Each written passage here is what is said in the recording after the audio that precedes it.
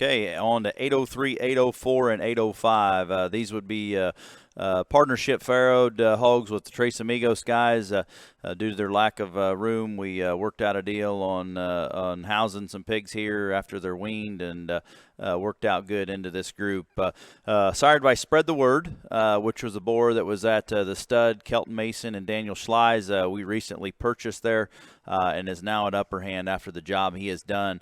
Very excited to use this boar, and I know Trace and us, we both used him fairly good amount there when he was in Texas, and glad to have him back in Indiana. Nothing to Hide is the south side. It'd be a swallow gilt that was shown a couple falls ago there by the Rotoballs and Heggies. I think that mating just makes sense on paper to take those burly stout ones and breed to Spread the Word. Looks like these pigs are going to feed extremely well. We're going to start with 803. This would be 62-1. This hog here looks a lot like the Nothing to Hide stuff. Really heavy bone, big centered, stout, square. Looks like a hold together for a long time.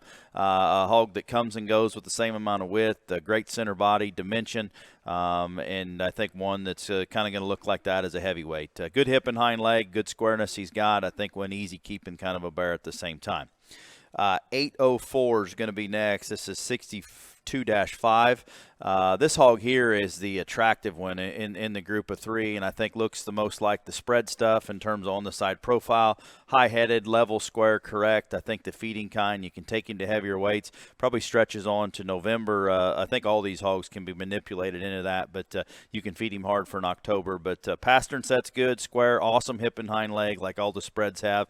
Great muscle shape, and I think one that you just bulk up, you feed hard, you push him, you make him a really good big one. I think that hog's got a very, very high ceiling on down the way. 805 is going to be the next one. This is the out there one, and I think out there in a good way. 62-6 is his notch. He is as heavy boned and as square as you want to make one. Awesome top shape, really good center body. He's square, he's correct, he's got good angulation and set up front.